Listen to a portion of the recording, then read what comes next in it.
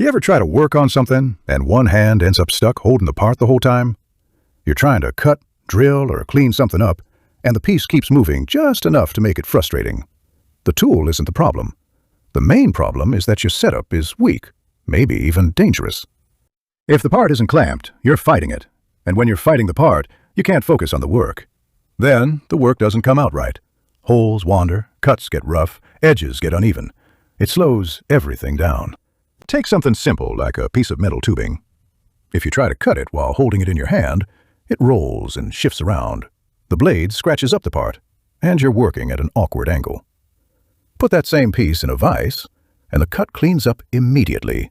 Nothing else changed, just how the part was held.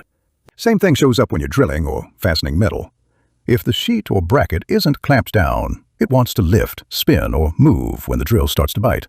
Clamp it down, and the hole goes where you expect it to. Now both hands are free to control the tool instead of chasing the part. It doesn't have to be heavy work either. When you're working with wood, trying to hold a board in place while you drive screws, one hand is doing nothing but keeping it from shifting. A simple clamp holds it steady so you can line things up and drive the screws straight. Where this really shows up is on smaller, more delicate work.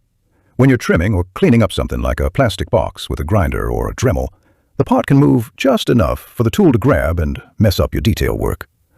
Clamp the part, and everything smooths out. You can take your time and make clean passes instead of reacting to movement. The idea is simple. Stop using your hand to hold the part. Use something that clamps it for you.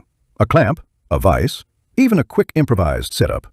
Once the part is clamped, both hands can do the work, and everything gets easier to control.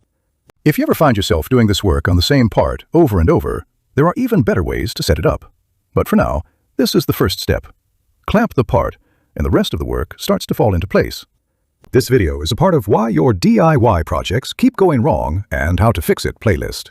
In our next video, we will look at ways to ensure your drilled holes come out right. Thanks for watching. There's more to come.